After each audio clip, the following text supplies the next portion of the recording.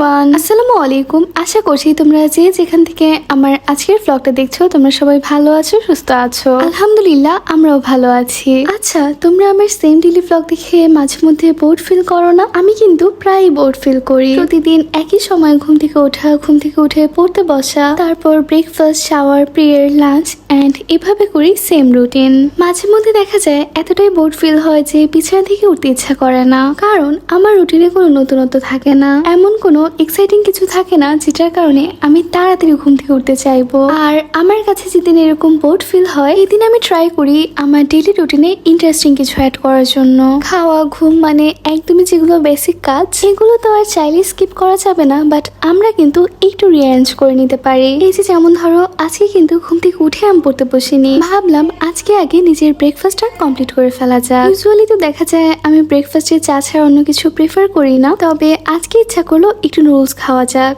It's a spicy one, but আমি কিন্তু এটার সাথে এক্সট্রা চিলি ফ্লেক্স অ্যাড করে খেতে পছন্দ করি। বাট আজকে যেহেতু ব্রেকফাস্টে খাচ্ছি, সকাল সকাল এত স্পাইসি খাবার খেয়ে অসুস্থ হয়ে যাওয়ার কোনো মানেই হয় না। এই জন্য আপাতত আমি চিলি ফ্লেক্সটা স্কিপ করে যাচ্ছি। এদিকে আমার নুডলসটাও রান্না হয়ে যাক এবং পাশাপাশি আমি চাটাও বসিয়ে দিচ্ছি।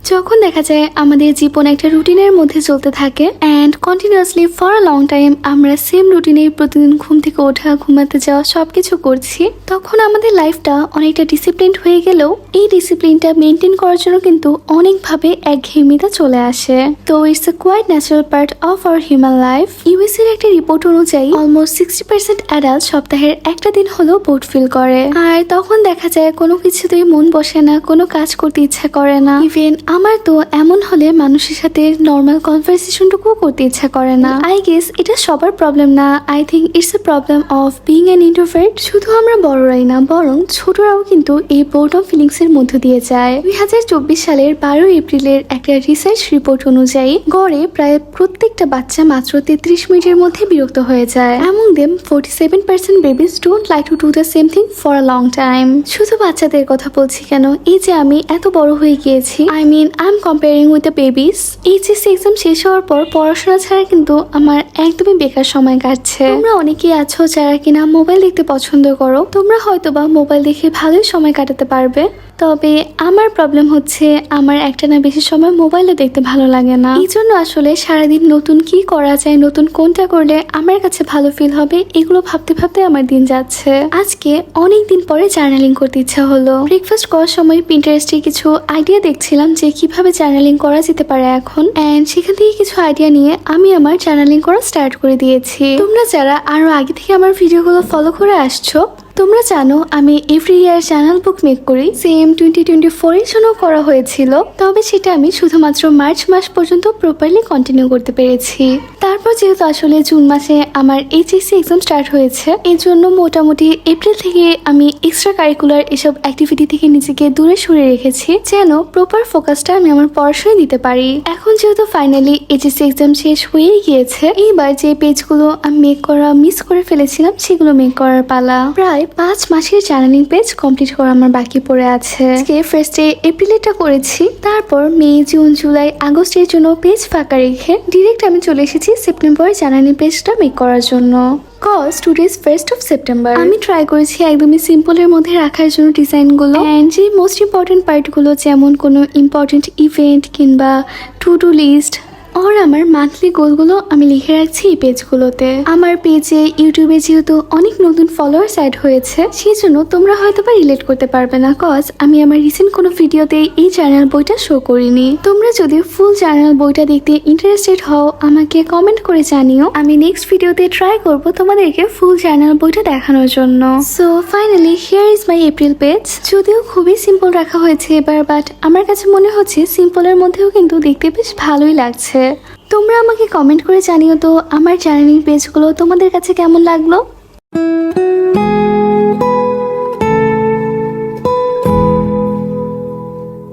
জার্নালিং যেহেতু কমপ্লিট হয়ে গিয়েছে, মানে আমার মর্নিং টাস্কটাও কমপ্লিট হয়ে গিয়েছে, এইবার আমি তোমাদের জন্য ভ্লগ এডিট করব, ভ্লগ পোস্ট করব, আর বাসায় টুকিটাকি কাজে মামুনিকে হেল্প করব। কার্স ফর ট্রু লাভের সিরিজের 3 নম্বর বই এটা। অনেস্টলি আমি এই সিরিজটা একদমই এনজয় করছি না, তবুও তো প্রথম 2টা পার্ট কোনো মতে শেষ করেছি, পরে পার্ট 3rd পার্টটা আমার একদমই পড়তে ইচ্ছা করছে না। তবুও লাস্ট এন্ডিংটা কিভাবে দেওয়া হয়েছে এটা জানার জন্য একটু ইন্টারেস্ট কাজ করছে, এই জন্য ট্রাই করছি বইটা কষ্ট হলেও শেষ করার জন্য।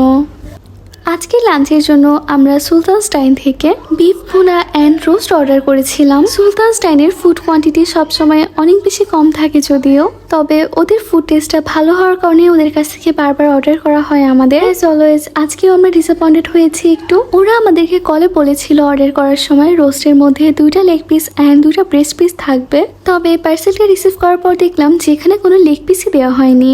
আর রোস্টের সাইজের কথা কি আর বলবো, মনে হচ্ছিল একটা রোস্ট কেটে 2 পিস করা হয়েছে। অ্যান্ড গরুর মাংসের প্যাকেটটা খুলতেই তো প্রথমে এক গাদা তেল বের হলো।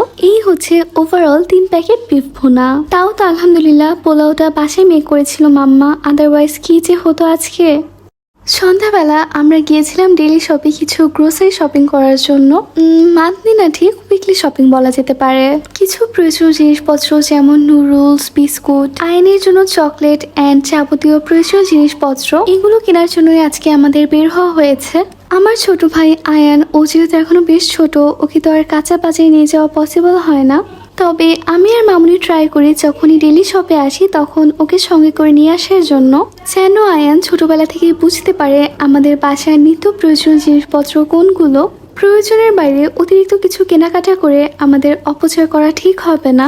আবার ভালো জিনিস বুঝে শুনে বাজার করে আনতে পারাটাও কিন্তু একটা লাইফ স্কিল। এই সবকিছু ভেবেচিন্তে আসলে আমরা ট্রাই করি আয়ানকে আমাদের কাজে এনগেজ রাখার জন্য। মাহাদি বাবু যখন দেখেছে আমরা সবাই মিলে বের হয়েছি তখন ও অনেক কান্নাকাটি শুরু করে দিয়েছে এবং পরবর্তীতে ইতিয়ামি ওকে নিয়ে ডেলি শপে এসেছে। মাহাদি তো আমাদের সঙ্গে জয়েন হতে পেরে মহা খুশি মাশাআল্লাহ। ও ঘুরে ঘুরে দেখছিল আমাদের শপিং করা। তারপরে এই তো শপিং শেষ করে আমরা বাসায় চলে আসি। অ্যান্ড এখানেই শেষ করছি আমার আজকের ব্লগটা। তোমাদের কাছে আজকের ব্লগটা কেমন লেগেছে আমাকে কমেন্ট করে জানিও। অ্যান্ড তোমরা যদি আমার ভিডিও ফলো করে কেউ চ্যানেল পেজ মেক করো আমাকে জানাতে ভুলো না। ইনশাল্লাহ ভেরি সুন তোমাদের সঙ্গে দেখা হবে নতুন কোনো ব্লগে। Till then take care, bye by.